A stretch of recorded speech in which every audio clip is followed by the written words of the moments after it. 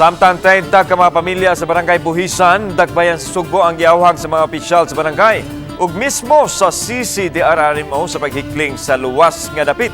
Kinigumikan sa nasinati nga pagwan-uwan nga misangpot gani sa pagbaha ug pagdahili sa yuta. Ano ang report?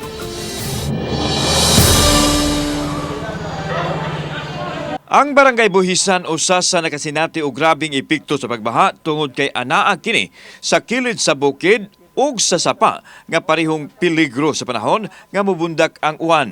Aron makasiguro nga walay mabutang sa peligro, giawhag na daan sa barangay officials ang mga molupyo daplin sa sapa ug sa kilid sa bukid nga mohikling. 30 families ang apektado gyud. Daghan-daghan gid ni. So tungod po siguro nga ang barangay Buhisan nabutang sa flood prone area o sa landslide prone area po. Very hazardous gid nga barangay ang barangay Buhisan. Bisan pa man sa awhag sa mga opisyal, doon naghihapoy mga mulupyo nga nagdumili sa pagbiya sa ilang mga Pinoy-anan. Gani sa Sitio Dam, usa ka balay ang hapit na kan-a sa yuta nga nahulpa human gihampak sa baha niadtong weekend.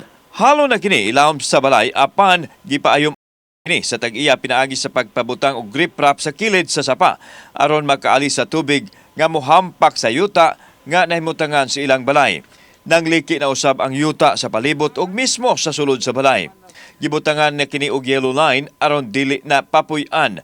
Mato ni Concepcion Bahas nga dugay na sila nagpuyo sa lapit ug wa usab kuno sila kabalhinan. Puy-an gyapon ninyo. Oo, amo mi laing kuanan din asa mon mi. Nga kami manggiga kuan diha, kami manggiday ga buno, ga kuan. Kini ang barangay Buhisan sa Dakbayan sa Sugbo. Kung makita nato sa kuang luyo ang pagdahili sa yuta tipik ni sa bukid dinhi, wa sila kapilian kay kung moarisab sila sa ubos ang baha usab sa sapa nga maoy nakaapekto sa mga mulupyo diri panahon nga bubundak ang kusog nga uwan. Ang Buhisan adunay 30 ka sityo ug halos apektado sa paglihok sa kinaayahan. Dinhi usab nahimutang ang dam nga nagsupply sa tubig sa Dakbayan.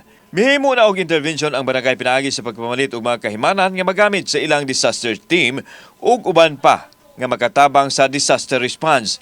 Apan nagkinahanglan sila og mas suporta sa Dakbayan ug sa nasudnong kagamhanan.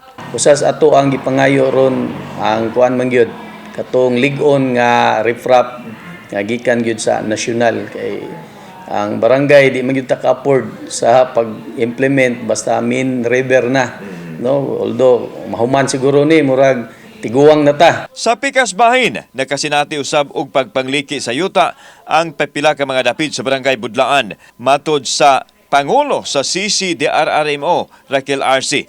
Gipabakwit na usab ang 22 ka pamilya aron malikay sa disgrasya kuno galing masinati ang pag-uwan. Ang ato ang QRT, ang ato ang SRS on standby monitor sa any untoward incidents. Naanag yung paglihok, naanay paglihok sa yuta unya ang ilang mga balay naman sa daplin. So kanang risgo sa ilaha. Samtang mipasalig ang presiding officer sa Konseho sa Dakbayan Sugbo nga mohimo og mga lakang nga makatabang sa pagsagang o pagsulbad sa epekto sa baha pinaagi sa mga iduso nga resolusyon mahitungod sa flood control program. Dako gyud kay nigtabang nato not only sa atong disaster office sa ato sang CCTO, no, ang transportation personnel kay magmotor man na sila to go around. Kauban si Godfrey Relian, ako si Alan Domingo. Balitag Bisdak.